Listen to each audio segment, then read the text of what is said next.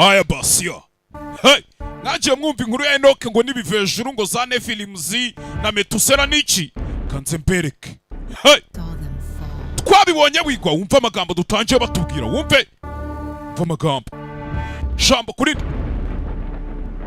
cyo bari guhirika mwijuru twabibonye bigwa amagambo biteye ubwoba pe byamanutse byerekeza ku isi byaje bisi abakobwa ba Eva nitwe mbuto byari byarabujijwe kuryaho nyagasani nibiki byagenze bite abana twabyaye ntago bari abantu basanzwe bari n'inyamaswa zaciwe mu ijuru ariko zambaye umubiri wa kimuntu wumve babitaga ba Nephilim. Hey, dore bya Nephilim ukuntu byanganaga ukuntu byareshyaga babitaga za Nephilim. Byari bishinguye ngo ni ibintu byavutse hagati y'abana b'abantu n'abamalayika bari bahanuwe mu kirere. Abantu mujya musoma inkuru zo muri Bibiliya murabizi neza cyane. Bari abamalayika b'umwijima bari mu kirere bareba abana b'abakobwa ku isi uko bari koga bifuza kugira iki n'iki. Nibwo bamanuwe bakaza mu isi baryamana n'abana b'abantu uko byaje kurangira. Dore ibyo babyaye nibyo. Mama we, kora subscribe kuri YouTube channel bundi bindi byose tubirye sho hari gushya neza cyane ahubwo.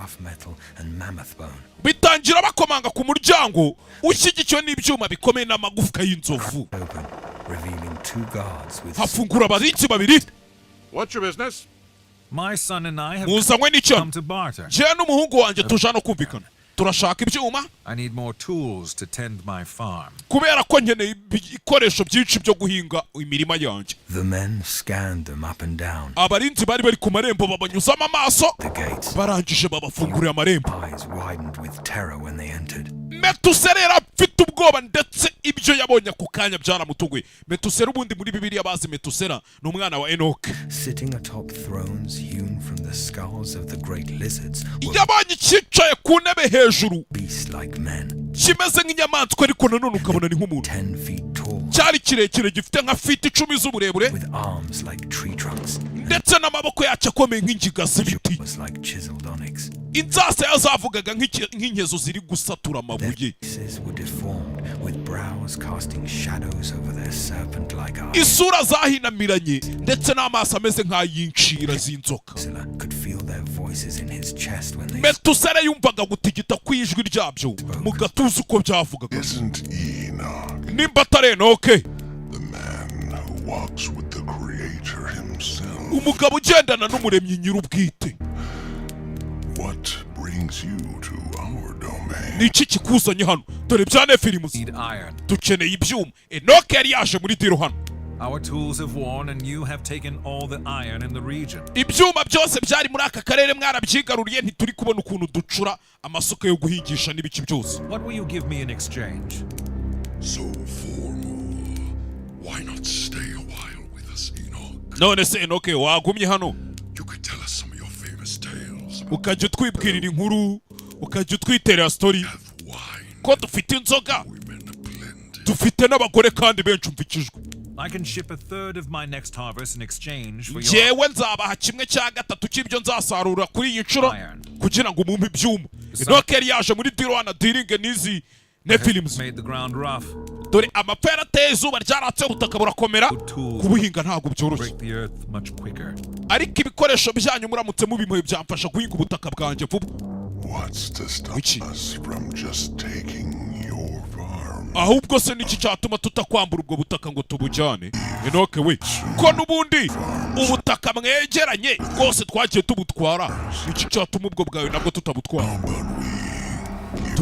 Dore bya Nephilim byari binini byari byaravutse hagati y'abana b'abantu. Ibyo nta bwenge bwaba bubirimo. We ntumenyere oroshye umutsi. Sibyo? Enoke. Ako wibagiwe muri kuvuga numvikijwe. The creature gripped the shaft of his n'umujinya mwinshi cya kiremwa cyafashe icumu ryacyo. Ndetse cyafashe icumu ryacyo gifatishije pause ni inzara yapa amajanja. Murder was in his eyes. Ndetse wabonaga mu maso y'icyo kiremwa huzuyemo kwica. Methuselah could tell he was ravenous for any excuse. Metusela ari kubibona ko icyo kiremwa kiri gushaka impamvu iyo ari yo yose Head on one of those pikes outside. kugira ngo kimanike umutwe wa Enoke papa we ku macumu yari ari aho hanze. Father remained. Ariko se yarakomeje aratuza. He stood with a confidence. Ahubwo yigira imbere arahagarara na confidence nyinshi cyane. Even these giants. Ku buryo n'icyo kiremwa kingana umusozi kingana uko byagitunguye. Consume it. Fata ubutaka bwaje ubujyane ntaribi. You and Buraba I bwangiritse. both know you can't farm like the sons of Seth. Cyane ko nje nawe tuzi neza cyane ko utashobora guhinga nk'uko abahungu ba Seti tubikora.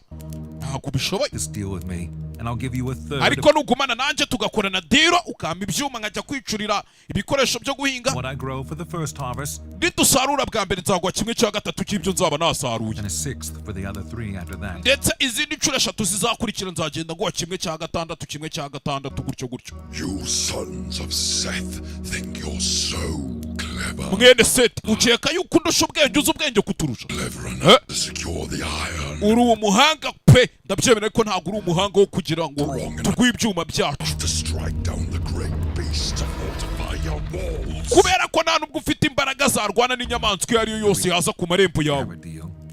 Turumvikanye cyangwa ntabwo twumvikanye. Tukiremwe tu. Hai! Ni bya Nephilims.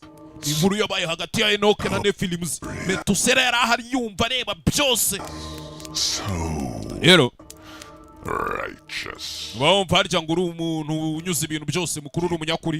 Be favored by the Creator. Ushobora kuba ukundwa n'umuremyi wacu Imana. Ako mbwira.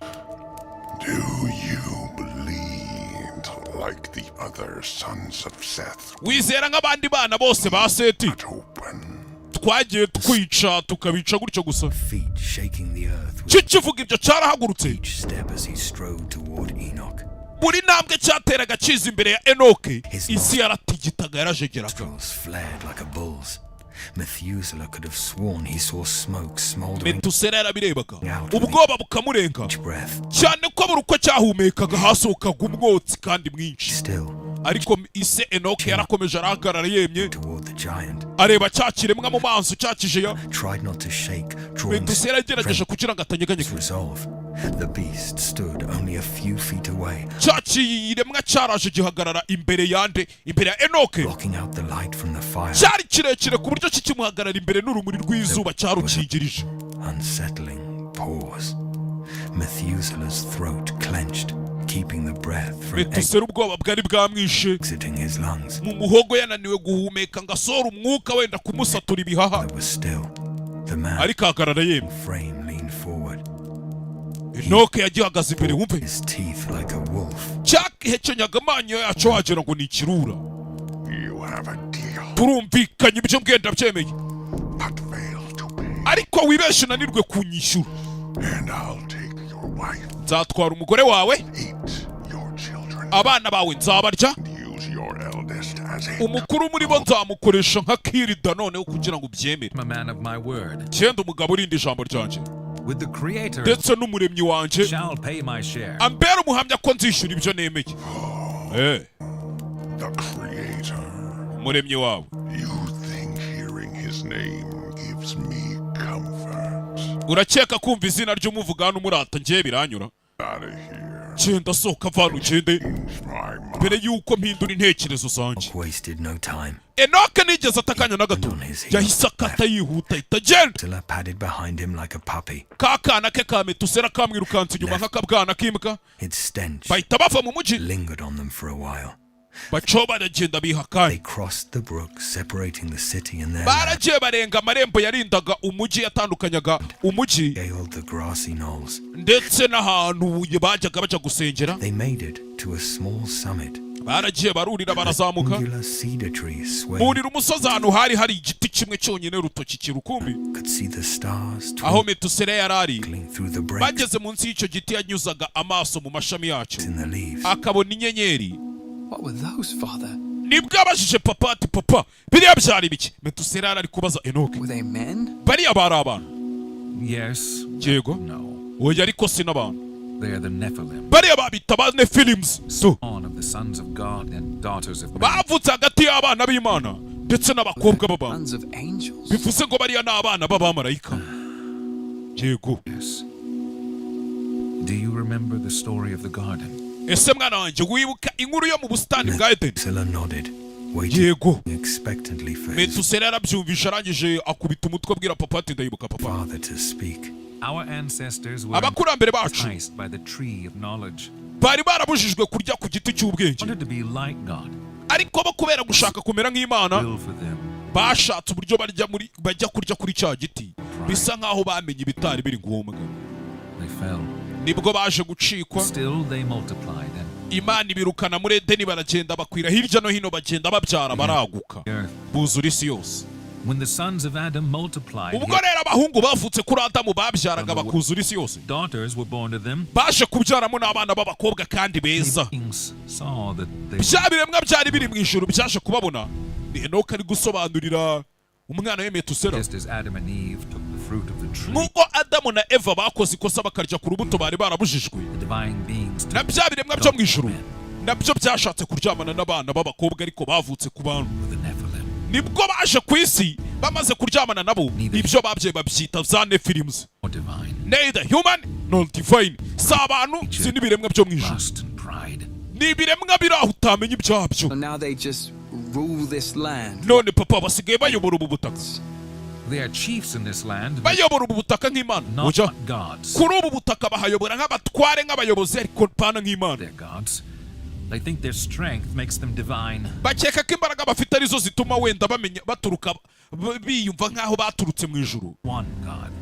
ariko mwana wanjye habaho Imana imwe, He has made us in his image, kandi iyo Mana niyo yonyine yaturemye iturema mu ishusho yayo. stewards of the world. Twebwe turi abayiturutseho, The Nephilim know ndetse ni natwe Imana ikunda kurusha ziriya Nephilims. this. Za Nephilims zirabizi rero, Hate us all the more for it. ibyo ngibyo zikabitwangira kuko twe turi abantu dukundwa n'Imana, ariko ziriya Nephilims zo wapi? Hai! Iyi bayitaga Enoch and Nephilims, tuzahure tureba noneho ngo Kayini yakuye hehe umugore. Ubundi Adamu na Eva ko babyaye abana babiri b'abahungu ari bo Kayini na Abeli, baje kuvana hehe abagore? Niyo episode tuzakurikizaho, ndaje nako tuzanabireba ubutareka gira utundi njamo. Icyo usabwa nta kindi, kora subscribe, share, comment, ibintu byose kugira ngo abantu bamenye utuntu nk'utu ngutu tw'ubwenge. Sibyo? See you.